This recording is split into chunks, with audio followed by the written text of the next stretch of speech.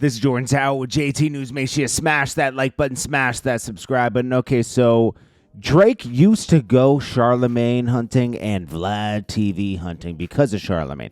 If you don't remember, the early, I would say like 2010 to 2015, Charlemagne was very disrespectful. So it's funny when he points at other people for being disrespectful now, like, oh, that's not right. Da, da, da.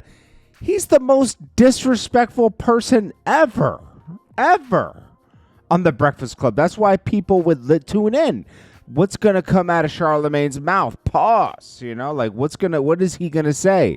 Because he would say the most vile things of what he thought, you know, and, you know, it was shock value. He was a shock jock. He was just like a Howard Stern shock jock, not as gruesome as Howard Stern was back in the day with, you know, the Playboy bunnies and everything, but he was a shock jock, and Howard Stern used to be a shock jock, and then then Howard Stern turned into a woke jock, and so did Charlemagne. That's the funniest part about it. Charlemagne is full woke. Guys, you gotta check your mental health. You know, he's pushing another narrative, and he's making a killing off of it. The mental awareness journey that he's on, he's written books about it. He might as well go back to school and become a psychiatrist. But anyways, you know, Drake took things to heart too much. He would look for people to beat them up.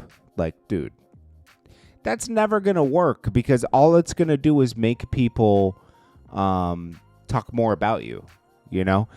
When someone confronts you about something that they don't like, it just makes the other person go harder. It's better just to ignore it, you know? You can't stop it. You either have to ignore it or battle the narrative, you know? But he would look for Drake. I guess he ran down on DJ Envy and Angela Yee. He said one time, he said, "Worse, the third musketeer." And Chubbs tried to confront Vlad once, but Vlad had security. And it just made Vlad talk more negatively about him than positive, because Vlad used to be a Drake supporter, believe it or not. So Meg the Stallion and Roc Nation lawyers, they're really going at Milagro Grams for defamation, and some people have Meg's back in this. I see in the comments sometimes, you don't understand what Milagro did. Listen, I don't care if Milagro was friends with Tory Lanez and the father before, or if they established communication during the court case. That doesn't mean anything. Listen, the media is all media. I'm talking about CNN. They have political ties. What? So you should be able to take them to court for their opinions, right? All media organizations have political ties. That's why it's best to listen to someone that's independent, right? Now, Milagro, she felt away. It aligned with Tory Lanez, but they weren't defamation because of her opinions. It's a stretch, and I don't know where they're trying this, but I'm gonna be honest with you. I think it's a violation of your rights as a United States citizen, what they're doing to her. But they're pushing forward with it, and they subpoenaed Akdemiks. This is a picture of him in his deposition. I'm not going to put pictures of everybody else. I don't know if you're supposed to see every other lawyer in the deposition or not, so I'm not going to put them up there. But they were grilling him like, so you don't believe Meg when she says she was shot? And he was like, no. But I respect the decision of the court. Do you believe she perjured herself on the stand? He was like, well, I can't. That's up for a prosecutor. Because you know what? They were trying to get him into trouble, too, with his deposition. I'm gonna be honest with you. I think Akdemiks even spoke a little bit too much during his deposition, because you don't want to get in the crosshairs of Roc Nation and their lawyers. Their pockets are too deep. They're really like the love that it's not even Jay-Z. It's the other woman, Perez, right? She loves Meg the Stallion. That's her pet project. And obviously, she's made Meg a lot of money. You know, they've had success with Meg. I don't know if Meg's the top-selling artist, but they've gotten her brand deals and this. You know, they've totally milked the situation. Roc Nation has a ton of power in the industry, and if they're behind you 100%, you're going to be rich. Okay. You saw what they did with Khaled, right? They had him in every brand deal possible. Once he had some value, after the Snapchat era, they made that guy super wealthy. All right, so we know that Hernandez Govan was found not guilty. Not guilty in the courts, but still guilty in the streets. That's the verdict, okay? This guy Hernandez Govan, he's been watching the internet. He's been on a house arrest. He's had nothing to do but watch the internet about himself. So now he's going to get himself in some real trouble because he's going to go around confronting vloggers. So now he has confronted Ceddy Nash, okay?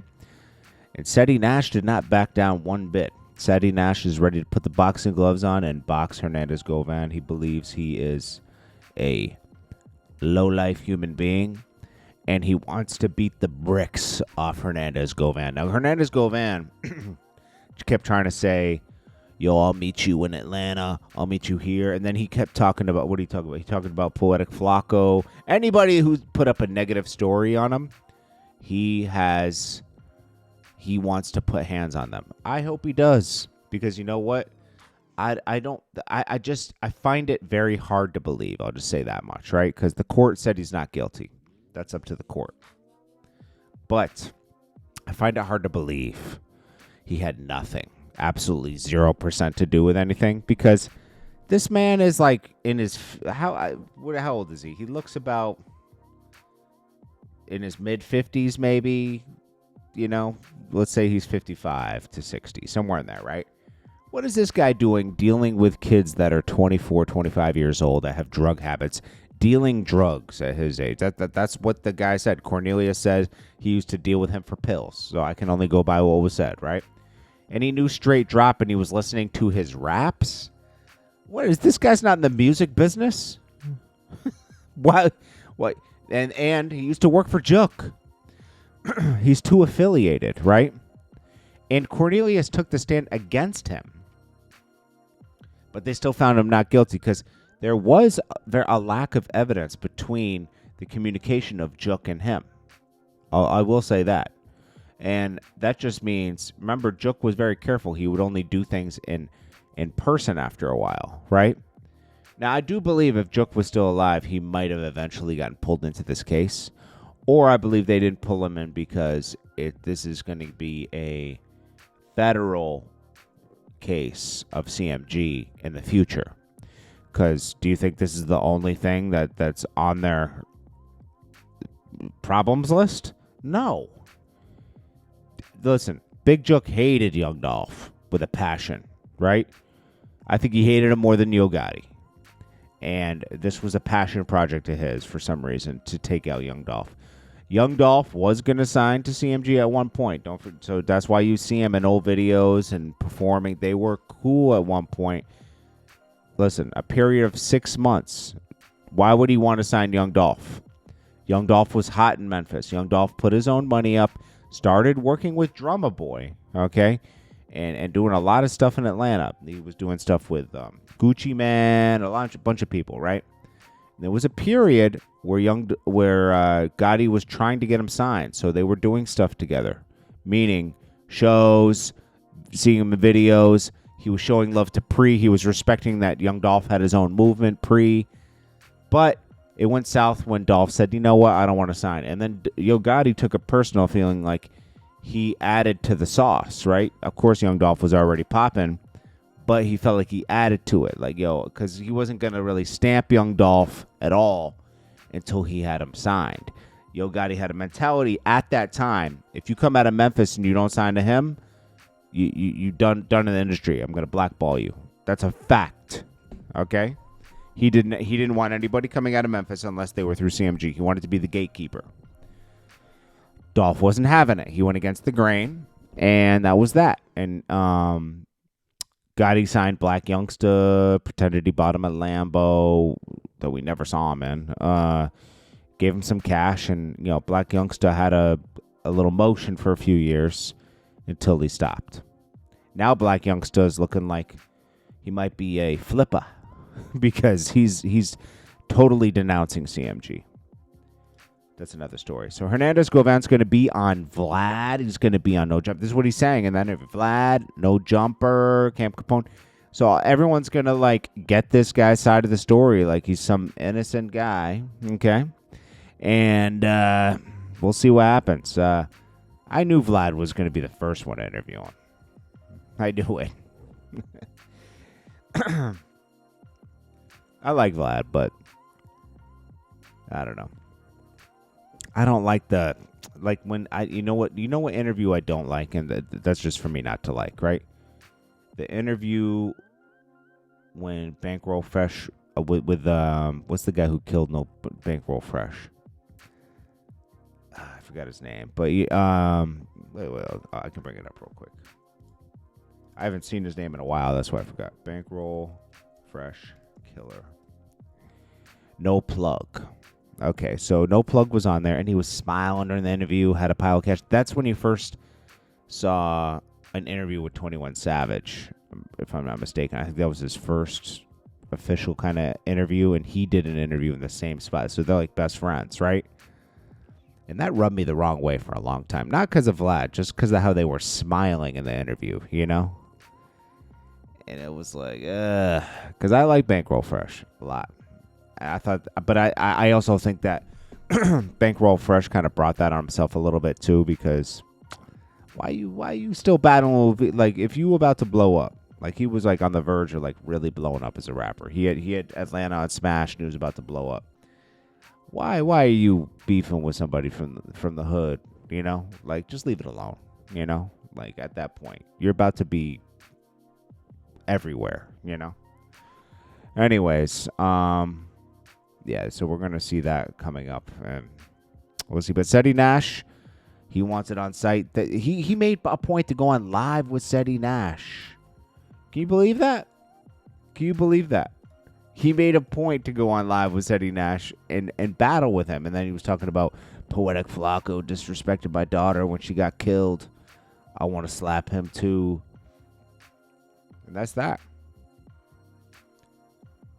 I have a feeling this guy's going to land himself in jail over smacking people. That's what I think. And then Fabio Foreign. Okay, so he can't spell. He said, Blackboy Mets, let's box BOCKS. I'm done. DUNN playing with WHIT. These streamers. STREEMIR. Can't make this up, man. And then, of course, Kanye, his coin. He announced his coin the other day, and it plummeted. Of course, he wasn't going to promote it too much. I mean, he just got paid to promote it. That's it. Yeah, he don't care about that. But that does prove that Jim Jones probably did get $2 million for that introduction to Kanye. But did he get $2 million in coin? Or did he get $2 million in cash? That's the question. Knowing Jim Jones, he took it in coin. Right? I'm laughing because most people should know a meme coin's going to plummet. Right? It's like it's a game with the crypto guys. They run it up and then, right? And it plummeted, bro. Like, it's bad. But anyways, that's about it. Oh, yeah. And then Drake said he wanted to box the head of Kick for some reason. I don't know what's up with that. But anyways, this is Jordan Tower with JT News. Make sure you smash that like button, smash that subscribe button if you want to run ads. And the channel's jordantowermedia@gmail.com, and I'll check you guys in the next one. Peace.